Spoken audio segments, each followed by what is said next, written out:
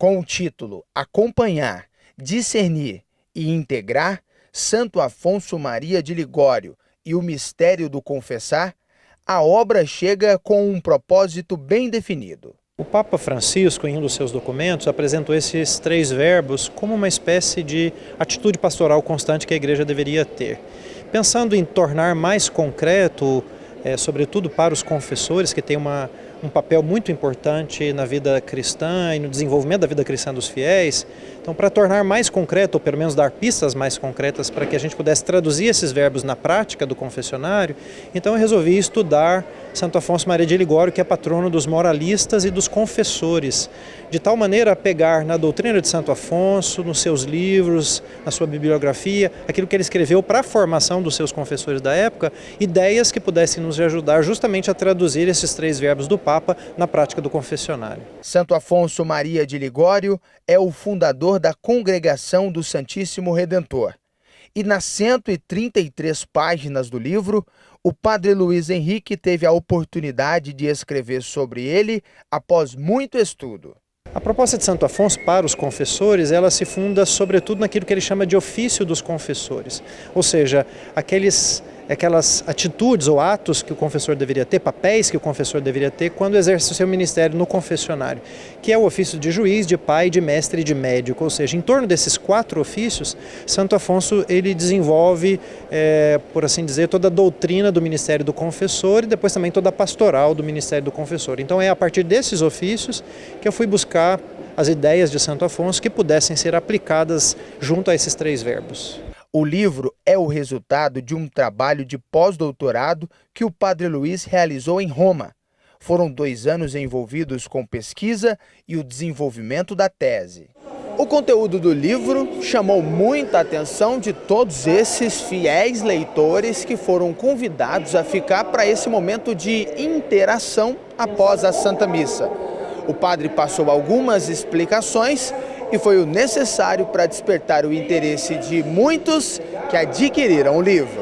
Eu achei muito interessante, foi porque a forma com que o padre expôs, ele expôs muito o conhecimento que ele buscou para si mesmo. Ele buscou aquele conhecimento de que ele tem que melhorar a cada dia mais. Então eu achei que isso é algo que dá certo e deu certo para a minha vida. E eu lembrei muito do meu pai. Então o meu pai, ele passava isso para a gente. Ele passava isso para a gente desde criança. Então eu falei, não, isso aqui é, acima de tudo, um conhecimento e a revelação para o meu pai, que eu acho que vai ajudar ele, vai ajudar a gente e vai esclarecer muita coisa do que é um conhecimento para si mesmo. E o que vem aqui dentro, eu acredito que é algo para nosso crescimento espiritual. Então, por isso, eu decidi vir comprar o livro, para saber realmente as graças que tem aqui dentro. O livro, baseado no que Santo Afonso disse, tem o objetivo de ajudar os religiosos no mistério da confissão, mas é uma boa leitura para os leigos também, em busca de aprender sobre a importância de se preparar para ajudar a quem precisa na sua comunidade. A doutrina de Santo Afonso, ao menos essa parte que eu pesquisei, ela é dedicada muito aos confessores. Mas podendo olhar do outro lado da moeda, nós vamos aprender também a como celebrar esse sacramento como penitentes, né? Serve para os confessores aprenderem a serem melhores confessores, mas serve também para nós para sermos melhores penitentes. E por analogia, este trabalho poderia também ajudar muitas pessoas que trabalham no acompanhamento de outras, seja espiritual ou não, porque as intuições de Santo Afonso são muito pedagógicas para esse acompanhamento individual das pessoas. Então serviria quer aos confessores, quer a outras pessoas que fazem algum tipo de acompanhamento. Por isso vale a pena ler, não é porque foi o meu livro que eu escrevi, mas é porque a doutrina dele de fato é uma beleza. Eu decidi comprar o livro porque eu já acompanho o padre em algumas formações e assim tem me ajudado muito. E também decidi porque, ainda mais pela parte que ele fala, né, de um bom confessor, e como a gente faz parte de alguns ministérios, também a gente acaba ouvindo as pessoas, então é importantíssimo. Como é bom poder, junto com você, contemplar as maravilhas que Deus realiza em nossa vida. Não é maravilhoso? Não é bom, não é confortante para o nosso coração? Louvado seja Deus, porque é Ele o autor de toda graça e de toda bênção.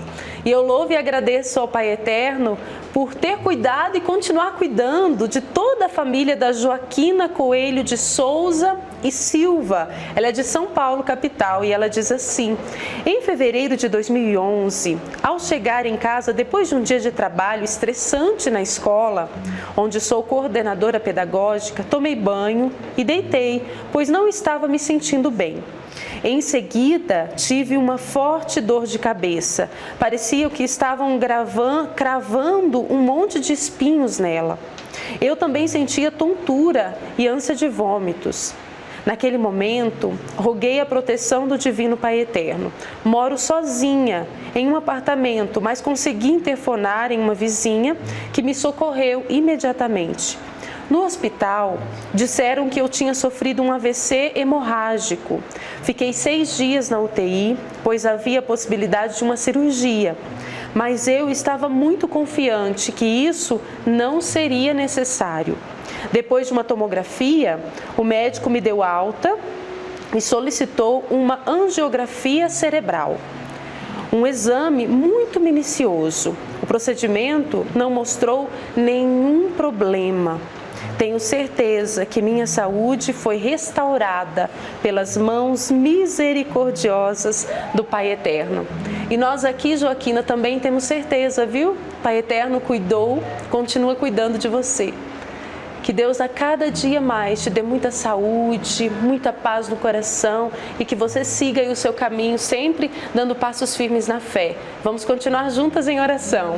Também rezo e louvo a Deus pela vida da auxiliadora Silva. Ela é de Manaus, Amazonas, e está aqui dizendo assim, contando um pouquinho da sua história.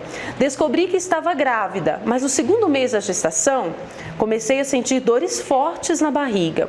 O médico disse que havia risco de perder o bebê e me afastou imediatamente do trabalho.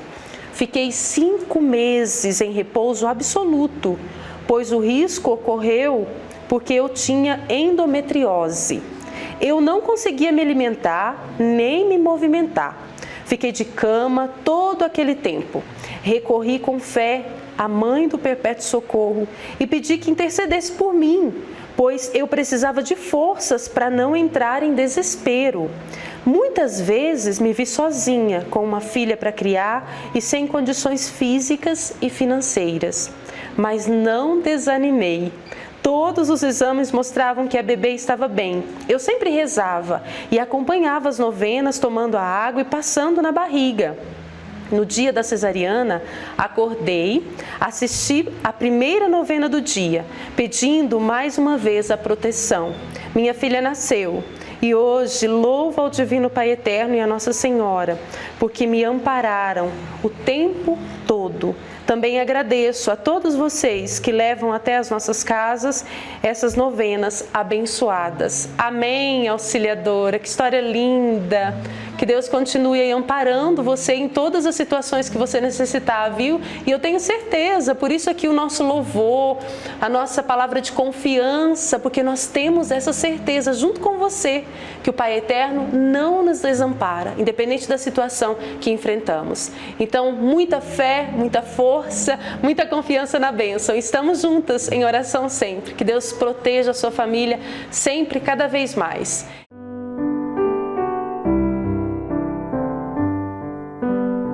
Gratidão. Esse é o sentimento que o Evangelho trouxe a todos os devotos que participaram da Santa Missa no Santuário Basílica do Divino Pai Eterno em Trindade, Goiás, na última quarta-feira.